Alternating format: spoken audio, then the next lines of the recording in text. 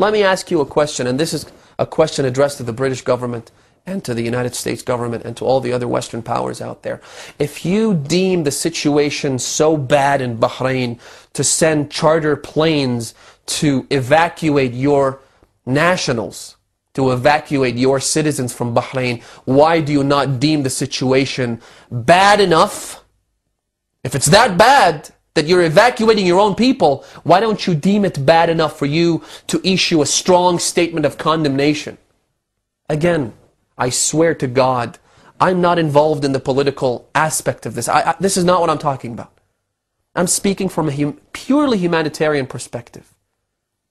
What happened to the world leaders? Why aren't they speaking out? Sure, Bahrain is a strategic ally. Sure, the U.S. Navy's Fifth Fleet is there. But is that enough? Is that a sufficient reason for us to abandon all our morality and ethics and ideals? Is it? Is it enough for us to sit idly down and watch as the atrocities are taking place because we have some sort of a strategic partnership with this regime, this oppressive, barbaric regime? Is it? Because let me tell you something, if it's stability you want in the region, then you're never going to get any kind of stability when you have this kind of regime oppressing its people like this. What kind of stability are we talking about? You can't have stability when the rulers of the country are ruling their subjects with an iron fist, killing nurses and doctors, and kidnapping injured people from hospitals. One thing the Saudi government did just a few days ago with their demonstrations in the Eastern province, also Shia, as well as the Bahraini government, which is they're doing the same thing right now, is that they wait near pharmacies and chemists. Anyone coming in asking for bandages or anything that hints to them that they're trying to give medical treatment to someone who's injured in the demonstrations, they apprehend the people right there and then. Where's the humanity? This is moral decadence that we're seeing here that's unparalleled. They kill people who carry nothing but flags and roses. You've seen the videos, I'm sure. If you haven't, go look them up.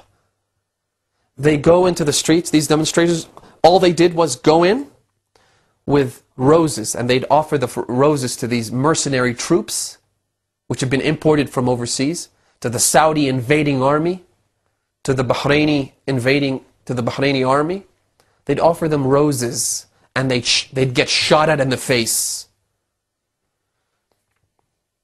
They're not facing a popular resistance that's armed.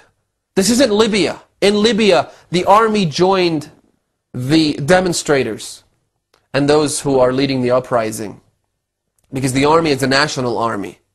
In Bahrain, the army is a bunch of foreign mercenaries from foreign countries. And so the army couldn't care less about the people. They're not facing an armed resistance. You see, let me tell you something.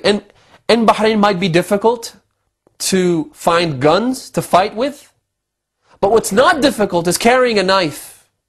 You can carry a knife, you could carry a baton, you could carry a stick, you could carry something to defend yourself with. The people of Bahrain didn't even do that. They carried nothing but roses and flags. Not just that, and yet they were shot at, and yet they were killed. And yet they had helicopters, choppers flying overhead, shooting down. Not only that, they began shooting at people who had taken their clothes off. People who had stripped naked. They had taken their top off. Why do you think they would do that? To show that I have nothing with me. I have nothing on me. All I carry is my chest and my head. You want to take that? Go ahead. That's the message they're conveying. And they're raising their hands and calling out, Silmiyyah, peaceful, peaceful. And they'd get shot at anyway. The most peaceful demonstrations, in my opinion, the demonstrations in Bahrain have been the most peaceful demonstrations in recent times, if not in the history of mankind. Even after they'd been shot at, even after the month-long repression that took place, they still kept calling out, peaceful, peaceful. Where are the world leaders? Where are the international NGOs? Where are all those human rights organizations? I ask you.